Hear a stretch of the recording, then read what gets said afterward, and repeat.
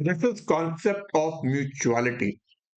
Concept of mutuality बड़ा interesting सा concept है। ये बेसिकली क्या कहता है कि जो आप हो, आप you can not earn money by selling something to yourself. For example, I have earn money of 10 lakh rupees. शायद मैंने नौकरी करके कमाया, शायद मैंने बिजनेस करके कमाया। मेरी अलमारी में 10 लाख रुपए पड़े और मैंने अपने आप से वादा किया कि इस 10 लाख रुपए को मैं यूज नहीं करूंगा। पर एक दिन फोन खरीदना था, बड़ा मन कर गया, तो मैंने अपनी अलमारी को बोला, अलमारी प्लीज मुझे 1.5 लाख रुपया लेंड कर दे। जब मैं वापस करूंगा तो मैं तेरे को 3,000 रुपया एक्स्ट्रा इंटरेस्ट दूंगा। तो मैंने 1.5 लाख रुपया अलमारी से ले लिया और वापस रखते हुए 3,000 रुपया मैंने एक्स्ट्रा डाल दिया। तो मुद्दे वाली बात यह है, क्या ये वो 3,000 रुपया इनकम है, क्या उस पर टैक्स लगेगा? Obviously the answer is no. It's a very simple thing, but I am going to try and explain it a little more. Imagine there is a lunch that is going on, और घर में 4 लोग हैं, mummy है, पापा है, आप हो, आपके भाई या बहन है। और पापा एक रूल बनाते हैं कि हर लंच टेबल पे एक गुल्लक पड़ी हुई है, और जो जितनी चपाती खाएगा 10 रुपए पर चपाती गुल्लक में डालेगा। तो आप सब ने जितनी जितनी चपातियां खानी है, 10-10 rupees have been put in the piggy bank. साल के एंड में देखा गया कि उसमें जितना पैसा इकट्ठा हुआ, चलिए मान लेते हैं 10 लाख रुपए इकट्ठा हुआ, और चपातियों पे खर्चा 8 लाख रुपए हुआ, तो 2 लाख रुपए बच गए। अब उस 2 लाख से तुमने निकाला, पार्टी करी और एंजॉय कर लिया। Now, if the assessing officer says that 2 lakh is your income and you must pay tax, what is your opinion on it? Sir ये क्या बात हुई है ना? पर अगर हम देखा जाए तो ये एओपी बन गया है, बीओआई बन गया है। तो technically speaking that is income actually of that entity जो 4 लोग मिलके चला रहे। सिमिलरली अगर हम बोले हमने घर के पीछे स्विमिंग पूल बना लिया है, हम 4 घर वाले हैं और हमारे बीच में एक एरिया है, सो देयर आर 4 हाउसेस, बीच में एक एरिया है। ये सारे कहते हैं यार यहाँ पर स्विमिंग पूल बनाएंगे। सबने 3-3 लाख रुपए डाले, तो 12 लाख रुपए इकट्ठे हो गए, स्विमिंग पूल बनाया, 8 लाख रुपए लग गए, 4 लाख रुपए बच गए। प्लस जो जितनी बार स्विमिंग करेगा उतनी बार वो 50 रुपया डालेगा in the piggy bank again. तो नाउ व्हाट इज हैपनिंग बच्चों is that we are doing collectively what if we did individually it wouldn't have been tax. अब कलेक्टिवली वो जो स्विमिंग पूल का अकाउंट है उसको सेपरेट पर्सन मान सकते हैं, बिकॉज वो 4 फैमिलीज मिलकर कर रही हैं, so that becomes a kind of AOP. Now, this is the same concept that comes to social clubs. अब चंडीगढ़ में एक क्लब है, चंडीगढ़ क्लब।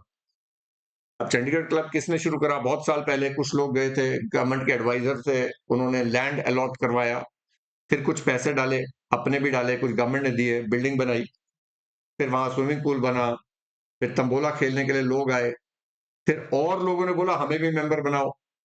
तो पहले 5-6 लोग थे, फिर 50-100 हो गए, फिर धीरे धीरे वहां पर बैडमिंटन कोर्ट्स बन गए, धीरे धीरे हॉल्स बन गए, मैरिज हॉल्स बन गए, रेस्टोरेंट्स बन गए।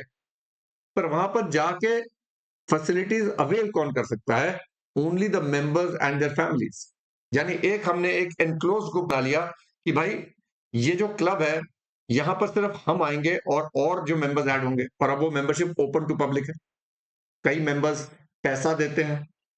अब क्लब जो है उन्होंने as a Chandigarh club limited बना लिया, कंपनी बना ली भाई, section 8 company, non profit company. पर at the end of the day income tax does not understand section 8। Income tax is पैसा कमाया है, इनकम कमाई है, टैक्स दीजिए। तो do we tax that companies, the company which is a social club? That is what we are dealing with here. तो मैं शुरू अलमारी से हुआ था, पर वही चीज अगर हम क्लब पे लगाएं, बेसिकली क्या हो रहा है, जो मैं अपनी अलमारी के साथ एक कॉन्ट्रैक्ट कर रहा था वही अब क्लब और मेंबर्स के बीच में सोच आ गई है। So a mutual concern is an entity where the people contributing the money are the ones receiving the benefit. There is no business with outsiders. There is no business with members. Basically, जो मैं अकेला badminton court नहीं बना सकता था, हमने मिलकर badminton court बना दिया, तो भाई उसको बोला जाता है म्यूचुअल कंसर्न। और म्यूचुअल कंसर्न का law is given under 44A and 28(3). Mutual concern जो अपने मेंबर से पैसा कमाते हैं वो एग्जेम्प्ट होता है under the concept of mutuality. This concept is extended to ICAI. ICAI क्या है? म्यूचुअल कंसर्न है। कैसे सर? अरे मैं एज अ मेंबर सीए पैसा देता हूँ आईसीआई को, कई स्टूडेंट्स हैं जो पैसा देते हैं आईसीआई को, those are future members. Now the members do not have to be of equal rights, but the basic idea is कि जो लोगों ने बनाया इस एंटिटी को वही लोग इसको चलाते हैं, कोई थर्ड पार्टी आके चलाती नहीं है। आईसीआई का प्रेसिडेंट आईसीआई के मेंबर से चुना जाता है, वाइस प्रेसिडेंट आईसीआई के मेंबर से चुना जाता है, चंडीगढ़ क्लब का प्रेसिडेंट चंडीगढ़ क्लब के मेंबर से चुना जाता है, विच मींस बेसिकली हम लोग इसको एज अ म्यूचुअल कंसर्न चला रहे हैं। पर ये कॉन्सेप्ट इतना सिंपल नहीं है, तो इसको धीरे धीरे एक एक पॉइंट को करके हम केस लॉस के साथ क्लियर करते हैं। So here is where we come to the concept of mutuality. Now there are mutual concerns and there are non mutual concerns. पहली बात हमें चेक करना पड़ेगा कि म्यूचुअल कंसर्न होती क्या है। दूसरी बात, म्यूचुअल कंसर्न्स में भी दो प्रकार की होती हैं, एक 44A वाली विच आर ट्रेड, प्रोफेशनल और other similar concerns, and other mutual concerns जैसे रेजिडेंट वेलफेयर एसोसिएशन, वो जो हाउसिंग सोसाइटीज होती हैं, sports club, social clubs etcetera. इसकी टैक्सेबिलिटी पे बाद में आते हैं, पहले we need to understand what are the conditions to be fulfilled for being a mutual concern. He says mutuality. This concept is applicable to an individual. For example, where a proprietor withdraws goods from his factory, the AO cannot tax him for the profit and such withdrawal must be at cost. So अगर आपके पास एक 10,000 का item है जो आप अपने factory में manufacture कर रहे हो और आप घर ले जाते हो, तो बेटा वो 10,000 का ही माइनस होगा। कल को आप ये नहीं बोल सकते कि सेलिंग प्राइस 15,000 की है तो 15,000 माइनस करेंगे, क्योंकि आपने विड्रॉ किया है। It has to be at cost. The concept is very simple, you can not earn money by selling anything to yourself. However, this concept can be extended to an entity, association, company wherein the following criteria are fulfilled. तो criteria करते हैं। He says if the members or association or concern take the following precautions, then the association concerned may be governed by the principle of mutuality. An entity formed for the benefit of the members will be a mutual concern if the following conditions are fulfilled. The members must be owners. अब एक example आया था, जैसे British library में members होते हैं, और आप बोलोगे सर मेंबर्स जाके ही वहां पर फैसिलिटीज अवेल करते हैं। पर ये बताइए, क्या ब्रिटिश लाइब्रेरी का जो प्रॉफिट है वो मेंबर्स को मिलता है? अरे British library is a privately run entity, जिसमें उन्होंने बहुत लोगों को बोला कि अगर आपको ये लाइब्रेरी की फैसिलिटीज करनी है तो आप मेंबर बन जाइए by paying a fee. So British library जो है is a mutual concern? No, because ये मेंबर्स ओनर नहीं बन सकते हैं। So first condition is that the members must be owners. So member बोलने से अकेले काम नहीं बनेगा। अब इसी का एक केस आया, देखो, member must be a member in the real sense, CIT versus Upper India Hire Purchase, where a hire purchase company claimed exemption of receipts on account of subscription charges for hirer members on account of the principle of mutuality. Hire purchase committee कहती है कि भाई हम लोग late से TVs दे रहे हैं hire purchase पे, तो हम लोग क्या करते हैं, हमारी ये जो टीवी है हम मेंबर बनाते हैं, वो मंथली पैसा देते हैं और उनको हम टीवी दे देते हैं। ये तो म्यूचुअल कंसर्न होगी क्योंकि हम सिर्फ मेंबर्स को दे रहे हैं। तो वो कहते हैं भाई the claim was disallowed since the hirer members have no right to vote and no right to decide the destiny of the surplus on winding up. Further, their membership is temporary as it ceases as soon as the hiring is over. तो क्योंकि ये exemption है बेटा, सुनो, अगर income exempt होगी तो बहुत सारे कारीगर लोग, क्रिएटिविटी शुरू हो जाएगी to try and claim everything as exempt. और अभी आपको कई केस लॉज मिलेंगे इस पर्टिकुलर कॉन्सेप्ट पे, बहुत सारे केस लॉज हैं। Incorporation is irrelevant. आप कंपनी बनाओ, आप एओपी बनाओ, आप फर्म बनाओ, हमें उससे कोई लेना देना नहीं। हम वो कहते हैं ना, सूरत नहीं सीरत देखते हैं। We look at what is the core competence. So he says mere incorporation as a company is not relevant. In such cases where there is identity in the character of those who contribute and of those who participate in the surplus, the fact of incorporation may be immaterial and the incorporated company may be treated as a mutual concern if other conditions are fulfilled. So incorporation is not relevant. Surplus is use for members. पहली बात, dividend declare नहीं होता। ऐसा नहीं है कि मैं Chandigarh club का मेंबर हो गया तो कल को प्रॉफिट होएगा तो मुझे उसका डिविडेंड आएगा, नहीं। In mutual concern there is no distribution of profits. हाँ, पर जो भी सरप्लस है वो मेंबर के फायदे के लिए यूज होगा। जैसे अगर सरप्लस आ गया तो आपने आजकल पैडल बॉल, पिकल बॉल शुरू हो गया, उसके कोर्ट्स बना दिए, तो you are providing benefits to the members. So all participators must be contributors to the common fund by subscription fees, membership fees. There must be complete identity between the contributors and the participators in the facilities. ठीक होगी बात। There must be no element of business. There must be no element of business. ऐसा नहीं है कि एक firm है, वो दुकान चला रही है, कपड़े बेचती है, अब उस फर्म के 6 पार्टनर हैं। अब फर्म नॉर्मल पब्लिक को कपड़े बेच रही है और पार्टनर्स की फैमिली मेंबर्स जब आते हैं तो उनको डिस्काउंट दिया जाता है। तो अब इस फर्म ने क्या सोच सोच के सोच निकाली कि भाई जो जनरल पब्लिक को बेच रहे हैं वो इनकम टैक्सेबल है, जो हम अपने ही फैमिली मेंबर्स को बेच रहे हैं ये तो म्यूचुअलिटी हो गया, तो ये एग्जाम्प्ट हो गया।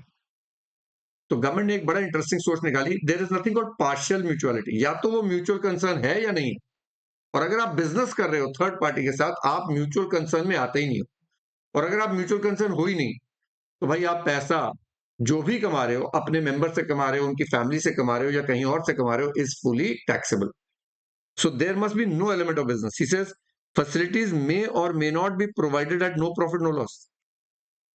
अच्छा, हम ये नहीं कह रहे कि चंडीगढ़ क्लब फ्री में सर्विस दे रहा है मेंबर को या कॉस्ट पे दे रहा है। प्रॉफिट कमा सकता है, मेंबर से प्रॉफिट कमा सकते हो, पर बिजनेस नहीं कर रहे। आप ये नहीं कह सकते कि मैं क्लब जाके अगर खाना खाता हूं तो क्लब बिजनेस कर रहा है रेस्टोरेंट का, नहीं। मैं ही क्लब का मेंबर हूं, मैं ही क्लब को कंट्रीब्यूशन दे रहा हूं, मेरा ही कंट्रीब्यूशन बाय वे ऑफ जो क्लब में मैं पैसे दे रहा हूं वो वापस मेरे ही बेनिफिट के लिए यूज होगा। ये अगर एस्टैब्लिश हो जाता है, only then that entity can be a mutual concern. Similarly resident welfare association की बात करते हैं। एक सोसाइटी है, 20 फ्लैट है, हर फ्लैट के मेंबर, एक हर फ्लैट का ओनर एक मेंबर है सोसाइटी का, उसी में से प्रधान जी चुने चुने जाते हैं। फिर मेंबर्स हर मंथ को कुछ कंट्रीब्यूशन देते हैं अपकीप में, लॉन की, गार्डनिंग की, और वो पैसा वहीं पर ही वापस यूज होता है। जो सरप्लस होता है उसको आगे फिर बेनिफिट के लिए यूज किया जाता है। सो RWA is a mutual concern. So he says, thus, where a mutual concern charges fees from its members for providing services to the members and results in saving some money, this cannot be said to be income earned from the members and is covered by the concept of mutuality and will not be charged to tax. एक यहां पर I will just mention, जब हम GST में जाते हैं, section 71AA में specifically लिख दिया कि म्यूचुअल कंसर्न्स का कॉन्सेप्ट जीएसटी में नहीं है। म्यूचुअल कंसर्न्स अगर मेंबर्स को कोई भी सर्विस या गुड्स सप्लाई करते हैं तो उस पर जीएसटी चार्ज होता है। वहां पर आपको कई एग्जांपल मिलेंगे। Subscription fees of members is subject to GST. Members को अगर आपने कोई गुड्स बेचे, जैसे बैट वगैरह बेचा, जैसे स्पोर्ट्स क्लब है, बैट वगैरह बेच दिया, वो उस पर जीएसटी लगेगा, पर इनकम टैक्स नहीं लगेगा if the concept of mutuality is fulfilled. Now come some very important supreme court judgements. He says, और इसको नाम नहीं याद करेंगे, बट एक बार I would want us to just keep in mind that these are Supreme Court judgments. CIT versus Banikpur club limited पुरानी judgment है, इसलिए पेपर के एंगल से शायद इतनी रेलेवेंट नहीं है, पर कॉन्सेप्ट बहुत रेलेवेंट है प्रैक्टिकल दुनिया के लिए भी, और आपको चैरिटेबल ट्रस्ट के चैप्टर में ये बहुत काम आएगा। प्लस ऑफ कोर्स पेपर में इस पे भी क्वेश्चंस आए हुए हैं। Now agreement must be of non trading character. The question before the Supreme Court was whether the club is entitled to exemption on income from sale of drinks, refreshments, or by letting out of building to its members and periodical subscriptions. On perusal of facts, it was determined that the club was only entering into transactions for affording privileges to the members and not with the intention of making profit. Thus, the club was entitled to exemption.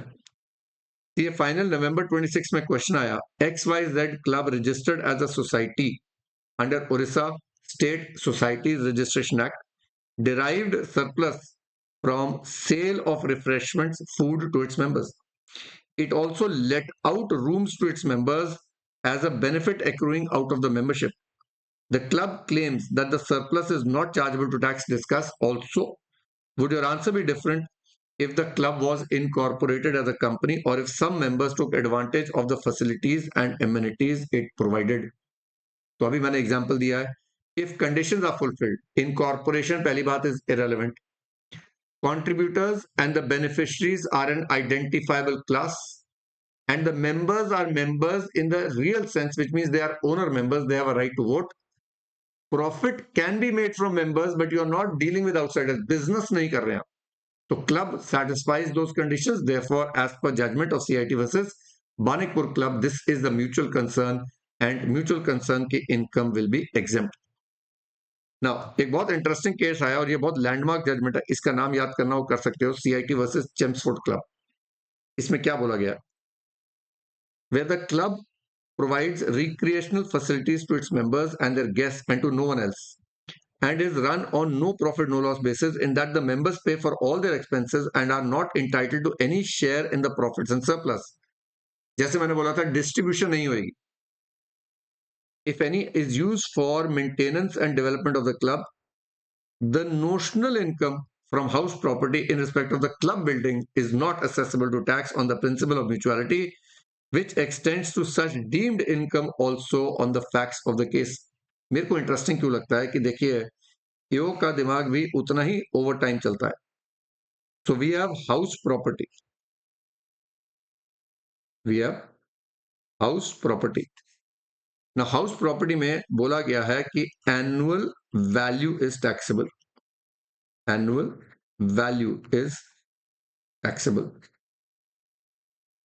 Annual value does not mean actual rent. Actual rent नहीं होता है, it is annual value. तो खाली घर भी taxable होता है, except where it is used for own business. अगर आपने बिजनेस के लिए यूज करा तो इसका एनुअल वैल्यू नहीं आता है. और अगर सेल्फ ऑक्युपाइड फॉर रेजिडेंस है, फॉर ओन रेजिडेंस, तो उसका जीएवी एनएवी निल होता है. ये दो केसेस को छोड़ के बाकी सारी बिल्डिंग का annual value is taxable under house property. तो अब दिमाग देखिए, कहता है क्लब हाउस बिल्डिंग है, बिजनेस वो कर नहीं रहे हैं, सेल्फ ऑक्युपाइड फॉर रेजिडेंस है नहीं, तो एनुअल वैल्यू पे टैक्स दीजिए. तो चेम्सफोर्ड क्लब ने बोला concept of mutuality also extends to the annual value, यानी annual value of a club house building will not be taxable. अच्छा, क्लब में कई रूम्स होते हैं जो लेट आउट होते हैं मेंबर्स के, उस पे भी टैक्स नहीं लगेगा, उसको आप हाउस प्रॉपर्टी में नहीं ले जाओगे. Basically house property income is also covered by the concept of mutuality. अब एक बड़ा इंटरेस्टिंग क्वेश्चन आया था सीए फाइनल में. The members of X cooperative society are teachers. तो इसको सोसाइटी बना लेते हैं भाई. ये एक्स सोसाइटी है और इसके जितने मेंबर्स हैं वो टीचर्स हैं. ये हैं teachers. The assessee is getting textbooks from the government at concessional rate. They are getting textbooks from the government at concessional rate and selling them to any person who wants to purchase as also to its members at a discount. मतलब outsiders को भी बेच रहे हैं और अपने members को भी बेच रहे हैं. For the relevant years, the assessees of the view that since it has been formed for promoting the common interests of the members, the profit it's earned from them has an element of mutuality, and therefore its entire earning must be dissected, and those earned from members must be excluded, and those earned from non-members will be taxable. तो मैंने आपको सिखाया partial mutuality नहीं होती है. आप business कर रहे हो, there is element of business. Therefore, this is a non-mutual concern. This is a non-mutual concern. Therefore, इसकी सारी इनकम चाहे मेंबर से कमाई चाहे आउटसाइडर से कमाई, उस पे आपको टैक्स लग जाएगा. So I find this concept very interesting, but like I said, you have to get a hang of it. आपको इसको अंडरस्टैंड करना है. What is it trying to explain? Now, can a mutual concern have transactions outside? अच्छा, ये बड़ी interesting बात होगी. हम कह रहे हैं बिजनेस नहीं होना चाहिए आउटसाइडर्स के साथ, पर क्या ट्रांजैक्शंस हो सकती हैं आउटसाइडर्स के साथ? फॉर एग्जाम्पल, एक क्लब के पास बहुत पैसा आ गया, उन्होंने बैंक में एफडी करा दी, इंटरेस्ट कमा रहे हैं। अब बैंक मेंबर नहीं है, या एक ट्रस्ट ये म्यूचुअल कंसर्न ने केटरिंग कॉन्ट्रैक्ट दे दिया आउटसाइडर्स को, और केटरर को वो पैसा देते हैं या केटरर उनको पैसा दे रहा है, दो बातें हो सकती हैं। क्लब मेंबर से पैसा लेता है, केटरर को देता है, ये एक कॉन्ट्रैक्ट हो गया। दूसरा होता है क्लब ने केटरर को आउटसोर्स कर दिया, भाई ये रूम आपका हो गया, आप हमें पैसे दीजिए, मेंबर से आप ले लीजिए डायरेक्टली। तो अब क्लब के पास केटरर से पैसा आ गया, क्या ये बिजनेस है? और is it a transaction with outsiders for the benefit of members? फर्क है ना बेटा। तो क्लब बिजनेस नहीं कर रहा है, क्लब ने केटरर को क्यों कॉन्ट्रैक्ट दिया? ताकि उनके मेंबर्स को फायदा हो सके। तो लॉ ने बोला कि yes, if a mutual concern earns from outsiders, such income will be taxable, chargeable to tax. एक बात सुनो, क्लब म्यूचुअल कंसर्न जो है, अब ऊपर चलते हैं यहां पर, और अब यहां पर समझ में आती बात। अभी हमारे अदर म्यूचुअल कंसर्न में कहता है income from members is not taxable. Income from members is not taxable, but income from outsiders is taxable. Which means mutual concern है या नहीं है, पहला सवाल। आप बिजनेस नहीं कर रहे, आपके ओनर्स आर रियल ओनर्स, जितनों ने कंट्रीब्यूट करा उन्हीं को फायदा मिल रहा है। Incorporation is irrelevant. अब आपने बैंक में एफडी कराई, इंटरेस्ट आया, ये पैसा मेंबर से नहीं कमाया, ये टैक्सेबल है। मेंबर की मेंबरशिप फीस आई, मेंबर ने रेस्टोरेंट में पेमेंट करी, वो एग्जाम्प्ट है। आपने केटरर को कॉन्ट्रैक्ट दे दिया, उससे पैसा आया, ये टैक्सेबल है। पर जो मेंबर से आ रहा है वो टैक्सेबल नहीं है। सो म्यूचुअल कंसर्न होना पहली बात है, और अगर आप म्यूचुअल कंसर्न हो तो मेंबर से जो पैसा आ रहा है वो एग्जेम्प्ट है, जो बाकियों से आ रहा है वो टैक्सेबल है। If you're non mutual concern, चाहे मेंबर से आ रहा है चाहे बाकियों से आ रहा है, सब कुछ टैक्सेबल है। अभी मैं स्पेसिफिक सर्विस और नॉन स्पेसिफिक सर्विस पे नहीं आ रहा हूं, आते हैं धीरे धीरे। Like I said, little by little concept has to become yours. Example, interest earned by a mutual concern by giving loan to its members cannot be charged to tax in the hands of the mutual concern. But where the mutual concern deposits money in a bank FD and earns interest, such interest is chargeable to tax in the hands of mutual concern as it is earned from outsiders. अब देखिए कितनी interesting बात है। एक mutual concern थी, उसने क्या किया, उसने क्या किया, चलिए वो बाद में आ रहा, पहले इसको कर लेते हैं। merely because the assessee company had entered into transactions with non-members and earned profits out of transactions held with them, its right to claim exemption on the principle of mutuality in respect of transactions held by it with members was not lost. However, the element of trading must not be present. Further, income earned from members is only eligible for exemption from tax under the concept of mutuality. तो मैंने वो catering वाला contract दिया कि आपने member के फायदे के लिए केटरर को कॉन्ट्रैक्ट दिया, और अगर आपने केटरर से पैसा ले लिया ताकि आप उसको ये एरिया दे रहे हैं भी आप यहां पर संभालिए, that is a transaction with outsiders, but the concern does not lose its mutuality and therefore. अब ये म्यूचुअल कंसर्न है, ये बात होगी। अब आउटसाइडर से जो इनकम आई वो टैक्स लगाओ, और जो मेंबर से आ रही है उसको एग्जेम्प्ट कर दो। तो ये हो गया concept of mutuality. Now we will talk about special mutual concerns जो 44A में आती है। Next we will come to special mutual concerns. Now 28 clause 3 में एक स्पेसिफिक म्यूचुअल कंसर्न की बात आ रही है। ये कहता है ये जो ट्रेड एसोसिएशन होती है, ट्रेड, प्रोफेशनल एसोसिएशंस और similar associations for rendering specific service to its members is taxable. यानी अब हमने क्या देखा, अगर मैं इसको लॉजिकली बताऊं, सबसे पहले तो आपको डिसाइड करना है कि म्यूचुअल कंसर्न है या नहीं है। पार्शियल नहीं होती है non mutual concern.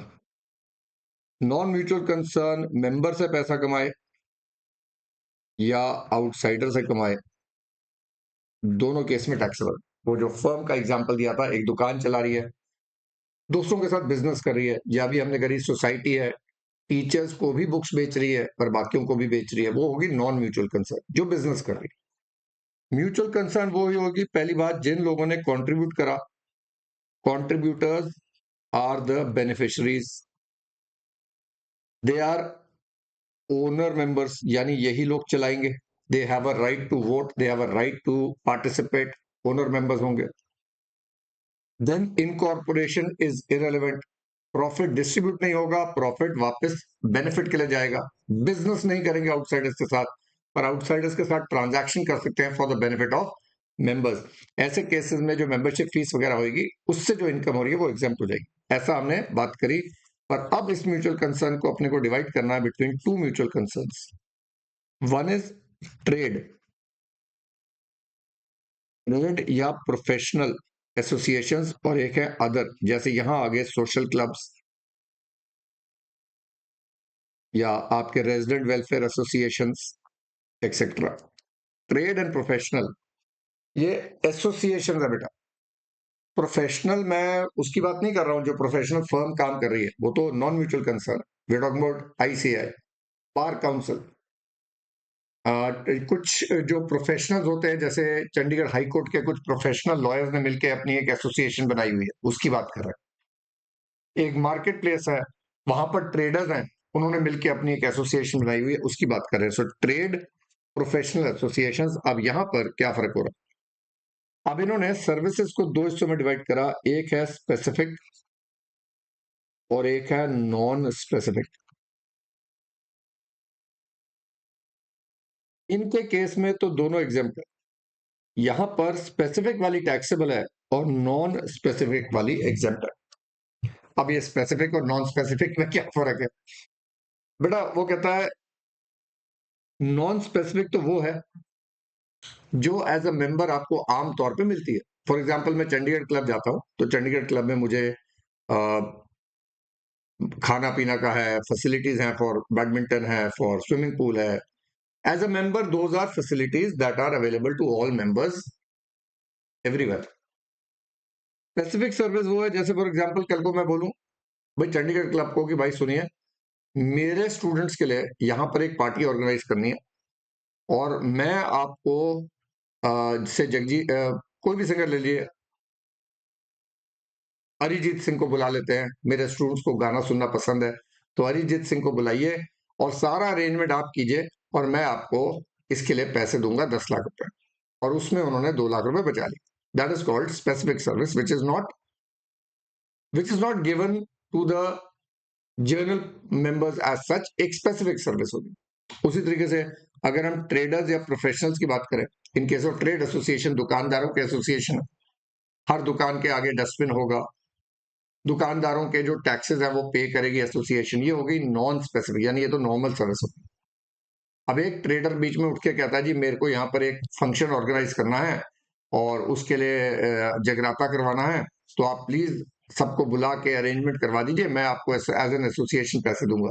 That becomes a specific service. अब इनको जो स्पेसिफिक सर्विस से पैसा बचेगा, इनके हाथ में ये टैक्सेबल होता है. तो यहां पर 28(3), any income derived by a trade, professional or similar association for rendering specific services to its members is taxable.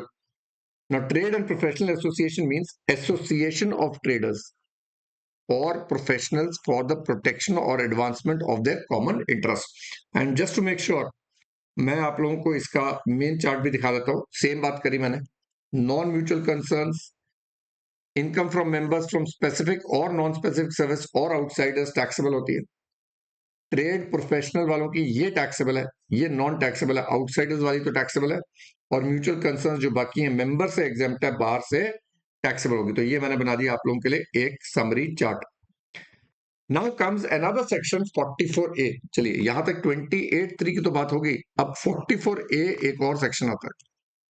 Normally हम कहते हैं अगर आपका एग्जेम्प्ट सोर्स का लॉस है, एग्जेम्प्ट सोर्स का loss has no treatment under the income tax act. Rule number 1, यानी exempt loss जैसे एग्रीकल्चर लॉस है, आपकी बिजनेस इनकम से सेट ऑफ नहीं हो सकती. फॉर ए कहता है special provision for deduction in case of trade, professional और other similar association. Now, this section is only applicable to trade, professional or other association other than those covered under 1023A. Now, 1023A बात करता है professional governing bodies की, that is ICAI। तो ये ICAI वगैरह का तो टोटल इनकम एग्जेम्प्ट है, मतलब स्पेसिफिक सर्विस हो या नॉन स्पेसिफिक सर्विस हो, it is fully exempt. These are governing bodies like ICAI हो गया, ICSI हो गया, CMA की बॉडी होगी, मेडिकल काउंसिल ऑफ इंडिया हो गया, इन सब की incomes because they are governing a particular profession in the country, their incomes are fully exempt. तो बेसिकली ये सेक्शन 44A लग रहा है अदर देन दिस, और ये कहता है we have to compute surplus और deficiency from exempt source. Normally हम कहते हैं एग्जेम्प्ट लॉस का कोई ट्रीटमेंट नहीं होता, यानी अगर एग्रीकल्चरल लॉस है तो बेटा वो बिजनेस इनकम से सेट ऑफ तो नहीं होगा ना। पर यहां पर क्योंकि ये वाली एसोसिएशंस की जो नॉन स्पेसिफिक सर्विस है ये एग्जेम्प्टेड इनकम, और स्पेसिफिक सर्विस वाली टैक्सेबल इनकम है। अब ये कहता है कि भाई जो नॉन स्पेसिफिक सर्विस की डेफिशिएंसी है या सरप्लस है, यानी फॉर एग्जांपल अगर मैं बोलूं receipt from non specific normal services 12 lakh आ रही है और खर्चा हो गया 10 लाख का, तो आपका 2 लाख जो आ रहा है उसको सरप्लस बोला जाएगा, ये तो एग्जेम्प्ट है, सरप्लस तो एग्जेम्प्ट होगा। लेकिन अगर ये 8 लाख है तो ये 2 लाख का डेफिशिएंसी आ गया। अब ये डेफिशिएंसी सेट ऑफ हो सकता है। फॉर एग्जाम्पल कहता है any deficiency in non specific service can be set off from taxable income. तो ये एक्सेप्शन दे रहा है रूल का कि एग्जेम्प्टेड इनकम्स का loss can not be set of, तो यहां पर मिल रहा है। अब इसका सीक्वेंस बताता है, कहता पहले बिजनेस इनकम से करोगे, और अगर इस एंटिटी का कोई भी ब्रॉट फॉरवर्ड टैक्सेबल लॉस है, कोई भी ब्रॉट फॉरवर्ड टैक्सेबल लॉस है, it must first be set off before setting off the deficiency, and the deficiency cannot be more than 50% of the total taxable income, और अगर balance रहेगी तो इसको carry forward नहीं करेंगे। तो इनको हम समझेंगे विद एग्जांपल्स। तो surplus will be exempt, deficiency will be allowed to be set off from other taxable income as per the following rules. First, it will be set off from business income and then from any other head. कोई brought forward loss है from earlier years, then वो इसका नहीं, exempted का नहीं, हो सकता है स्पेसिफिक सर्विस में कोई लॉस आ रहा हो तो वो कैरी फॉरवर्ड हो जाएगा। तो वो लॉस जो होगा will first be set off before applying the provisions of 44A। The deduction of deficiency cannot exceed half of the total taxable income of the mutual concern. The balance deficiency which is not adjusted cannot be carried forward, and the deduction for deficiency is only available to a mutual concern which does not distribute its profits to the members. What will be the rate of tax? Rate of tax applicable to the mutual concern will be the same as applicable to an individual, except where the mutual concern is incorporated as a company. Now, he says, let's say a SESI is a society covered by 44A. Receipts from non-specific service 3.5 lakh है, expenditure 5 lakh है, तो मेरा deficiency आ गया, ये exempt वाला आ गया 1.5 लाख रुपए। Bank का इंटरेस्ट आ रहा है, अलाउड है ट्रांजैक्शन विद आउटसाइडर्स, ये टैक्सेबल है, पर bank interest goes as income from other sources. Specific services पे 5 लाख है, एक्सपेंडिचर 2 लाख है, तो मेरा 3 लाख रुपया इनकम आ रहा है from business, from specific service. अब क्या करना है सर? अब सर ये जो है डेफिशिएंसी बिजनेस रेट से सेट ऑफ होगी, तो मेरे पास 1.5 लाख आ जाएगा, 2 लाख आ जाएगा, ये आ गई मेरी असेसेबल इनकम। ठीक है जी। Now let's take another one. Assessee is a society not covered by 44A, यानी सोशल क्लब है या रेजिडेंट वेलफेयर एसोसिएशन। अब इसमें बेटा ये भी एग्जेम्प्ट है, ये भी एग्जेम्प्ट है, बस सिर्फ 2 लाख रुपए टैक्सेबल होगा, क्योंकि उनमें तो स्पेसिफिक और नॉन स्पेसिफिक सर्विस दोनों से जो इनकम आती है वो एग्जेम्प्ट हो जाती है। Now we come back again, assessee is a society covered by 44A, trade professional associations, receipt from non specific service, expenditure on the above, यानी लॉस आ रहा है मेरा, या डेफिशिएंसी बोलते हैं, लॉस नहीं बोलते हैं, डेफिशिएंसी आ रही, यहां पर 3 लाख और 2 लाख आ रहा है, यानी और एक ब्रॉड फॉरवर्ड डेप्रिसिएशन भी है। तो 3 माइनस 2 1 लाख आ रहा है, और पहले डेप्रिसिएशन ब्रॉड फॉरवर्ड माइनस करेंगे तो मेरे पास जो टैक्सेबल बिजनेस आ रही है इनकम वो 50,000 की आ रही है, और एक बैंक इंटरेस्ट है 2 लाख का। अब ये जो 1.5 लाख की डेफिशिएंसी है पहले यहां से सेटअप होगी, 50,000 चला गया, उसके बाद यहां से होगी, पर टोटल जो मेरी टैक्सेबल इनकम है 2.5 लाख की, उसके 50% से ज्यादा नहीं हो सकती, यानी 1,25,000 मैक्सिमम है। So out of 150 the maximum I can set of is 125, और उसमें से पहले बिजनेस से होगी, ये बिजनेस से होगी, और बच गया 75,000 यहां से होगी। तो मेरे पास 2 लाख माइनस 75,000 1,25,000 की असेसेबल इनकम आ गई। तो आप देख रहे हैं कितने नखरे होते हैं, जब ये कोई फायदा देते हैं तो बहुत सारे नखरों के साथ देते हैं। Now again a society covered by 44A, receipts from non specific service expenditure. अब यहां पर सरप्लस आ रहा है which is exempt. Receipts from specific service 3 lakh की इनकम आ रही है, बैंक इंटरेस्ट 2 लाख आ रहा है, तो 5 लाख बन गया उसका असेसेबल इनकम। तो इतना कॉम्प्लिकेटेड नहीं है, मैं 6-7 और एग्जांपल दे दूं, कोई फायदा नहीं होगा, तो आप लोगों को बात समझ में आ गई। अब सी फाइनल में 2-3 बार क्वेश्चन आ चुका है। X is an association governed by the provisions of 44A. The subscription receipts for the current year were 1 lakh. Expenditure in the normal course of business was 140. Now subscription क्या है बेटा? Non specific है, तो मेरा deficiency आ रहा है 40,000 का। It's other income is 60,000। It's other income is 60,000। How the association taxable income will be assessed, तो हम बोलेंगे ये एग्जेम्प्ट वाला है, ये टैक्सेबल वाला।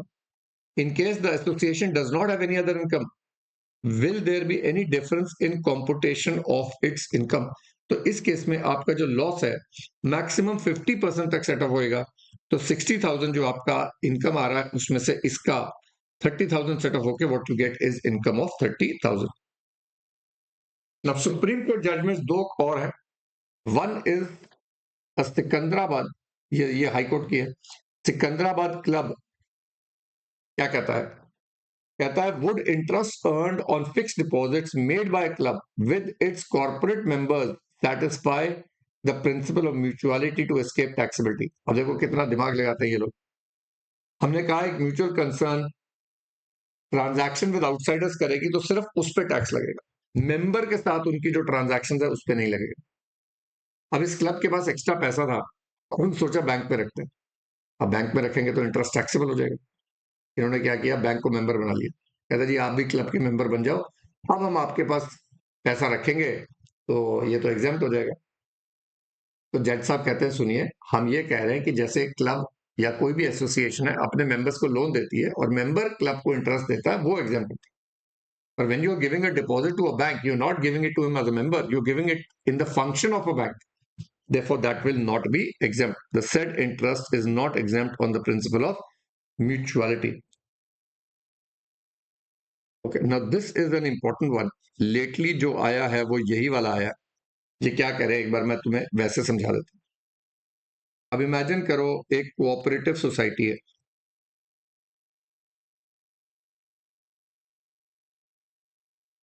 कोऑपरेटिव सोसाइटी की बहुत सारी बिल्डिंग्स हैं,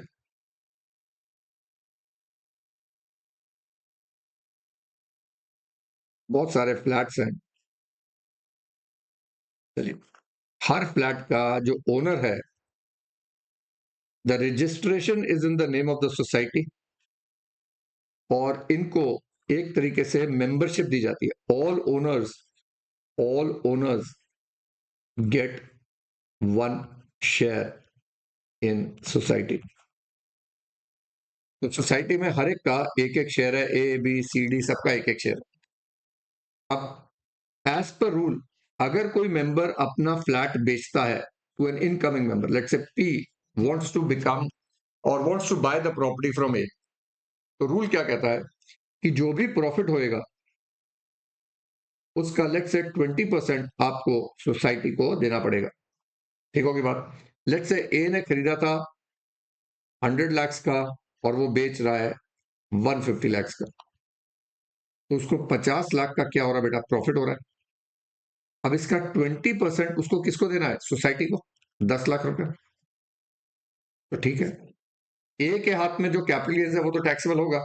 अब ये जो 10 लाख रुपए उसने सोसाइटी को दिया, हमारा असेसिंग ऑफिसर जो कहता है दिमाग लगा के कि ये ना आउटसाइडर से इनकम आ रही है, क्योंकि पी मेंबर नहीं है, therefore this is not income from member, क्योंकि ये कंट्रीब्यूशन तो पी से आई है, तो देयरफॉर ये टैक्सेबल हो जानी चाहिए।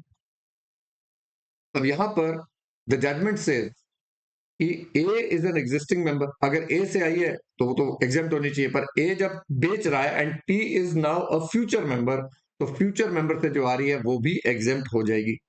So transfer fees received by club from incoming member on transfer of flats of the outgoing member exempt as the new members become so by paying the transfer fees. Now there are two questions that have come. CA final May 13 ka hai, transfer fees are received by cooperative society from its incoming and outgoing members. Are such transfer fees liable to tax in the hands of the cooperative society? I think it is squarely based on this judgment, and the judgment is Sindh Cooperative Housing Society versus ITO. Then CA final 2016 में भी same बात आई. Assessee Pandey Cooperative Housing Society is a registered cooperative society formed with the objective of maintaining property owned by it. नहीं, ये अलग है. To effect repairs and maintenance of the common property of the members and to confer to the members the usual rights and privileges for the assessment year, and the assessee has received 6 lakhs each as transfer fees. Same hai. Mr. X and Mr. Y. Mr. Y was not a member of the society at the time of transfer.